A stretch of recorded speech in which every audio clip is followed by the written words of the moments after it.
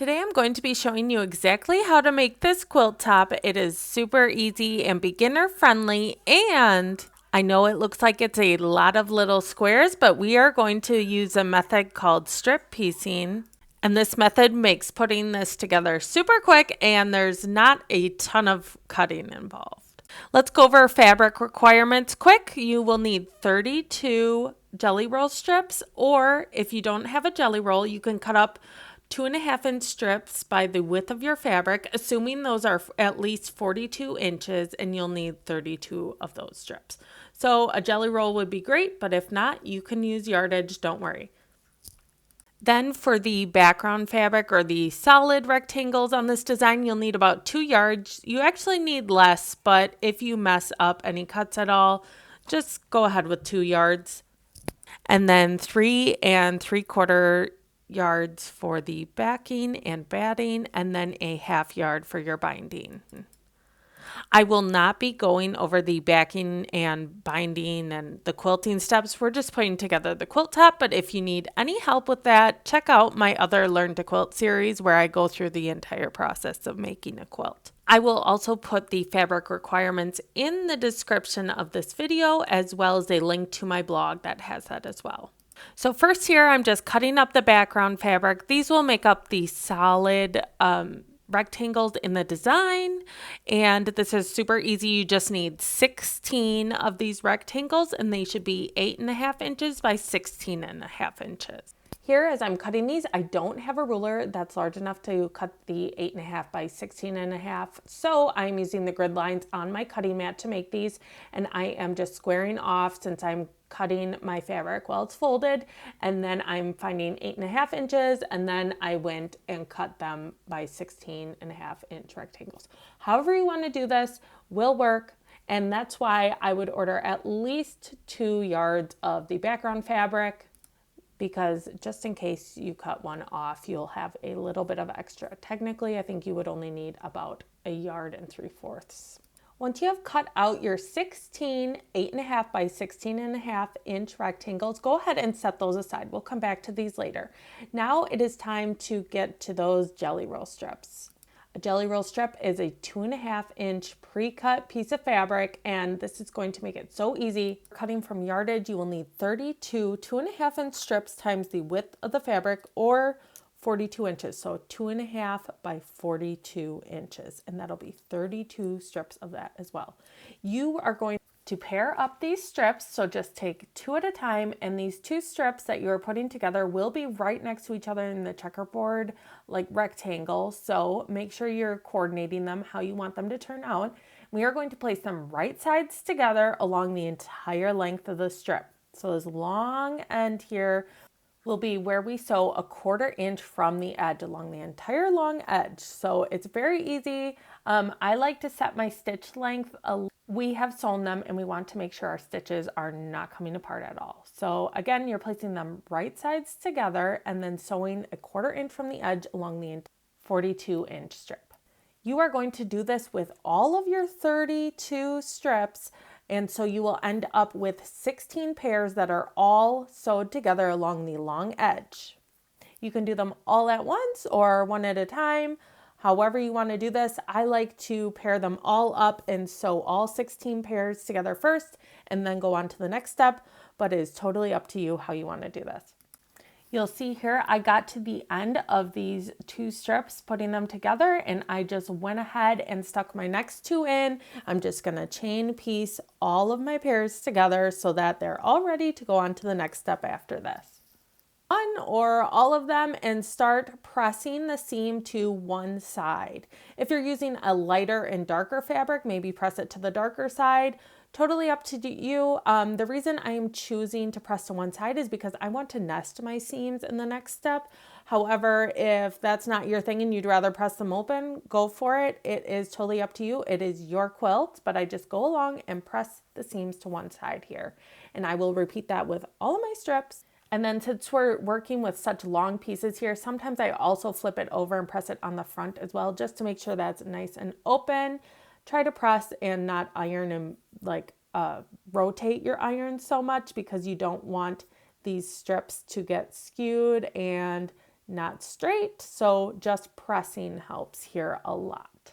And then once you have your 2 strips pressed open, we're ready to move on to the next step, and that is folding this entire strip in half and then cutting it in half. So you can either measure to the middle, or I like to just fold in half to find that middle point approximately where it is and cut in half. We do have a little bit of a clearance here, so it doesn't have to be perfectly in half, but you want to get as close as you can.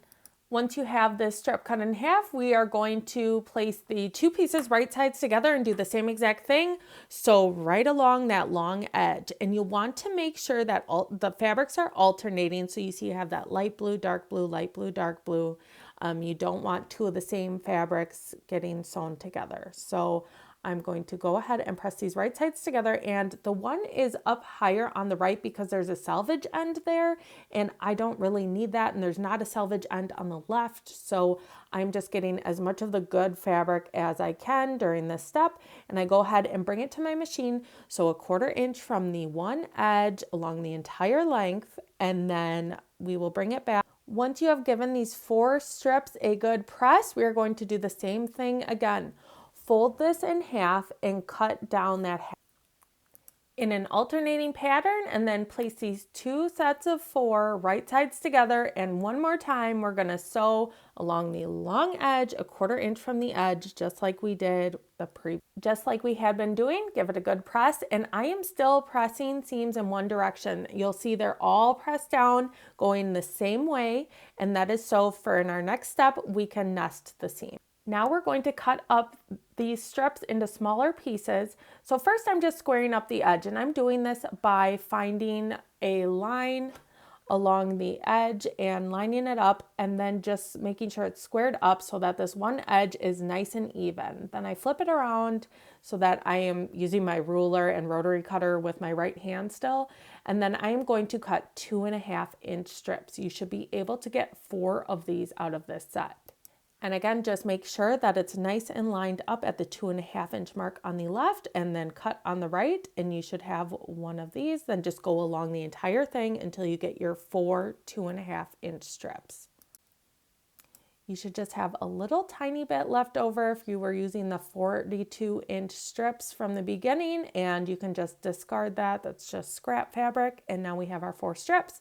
What we're going to do is flip 2 of these around so that they're in alternating patterns, making that checkerboard pattern type look. So you'll see here, I took strip number 2, flipped it around, and strip number 4, flipped it around. Now the seams are also going to be in alternating directions so that you can nicely nest them. Unless you press your seams open, that's fine if you prefer that, but I like to nest my seams because I feel like the points line up a lot better this way. So if you're new to nesting seams or have not done it before, what you do is the seams are going in alternating directions, like I said, and you want to line them up, and they should almost like feel like they click into place when you kind of shimmy them together. And you want to make sure that they're lined up at least 1/4 inch in, because that's where we're going to be sewing, not just right on the edge. What I like to do is just kind of line them up as I'm sewing at my machine, or you could clip them all in place at once. So I'm going to be putting together columns 1 and 2, and then 3 and 4 here.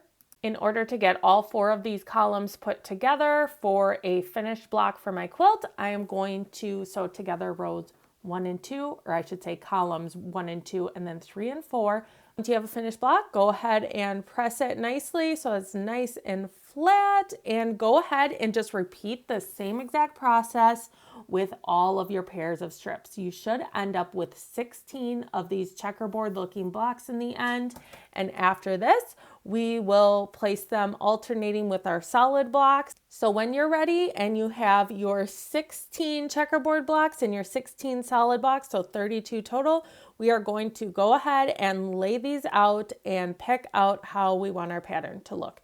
If you are just using like the same 3 colors, so the same solids and then 2 colors for the checkerboards, you don't need to do this. You could skip this step. But since I'm using a scrappy kind of look, I like to lay it all out first and figure out what it's going to look like before starting to put it together. So here I'm actually just using my floor. It's a large flat surface where I can lay these all out, and I start laying them out alternating. Please ignore my slippers and just my overall outfit here. And I had already started putting a few together, so you have those 3 there, but then I just go through and lay them all out on the floor and kind of rearrange them till I am happy with the layout. We do have 32 blocks total here, 16 of the solid and 16 of the checkerboard, and I am making a 8 by 4 layout. So you'll see the rectangles are kind of like the long way going up and down. I'll put 8 along the top and make 4 rows of 8 this way. I always like to take a picture once I have decided on a layout, and then I actually put it in grayscale or black and white so that you can kind of make sure that your colors are balancing. You'll see there are some light ones, some medium looking ones, and then some dark looking blocks. I rearrange if necessary here. So if you have a large workspace and you can leave it out laying on the floor till it's put together, you can go ahead and do that. I like to stack mine up, so I just go ahead and stack together the rows and then start putting them together that way. And then whenever you're ready, just start sewing these right sides together by placing one of the solid blocks on the checkerboard block and then sewing a 1/4 inch from the edge. I make sure I do a little back stitch at the front in the beginning here, just because when I'm securing rows, that's how I like to do it, but totally up to you how you want to put your quilt top together. And I just continue sewing these on until I have 4 rows of 8. And then once I have my rows all put together, I like to press them in alternating directions so that I can nest the seams.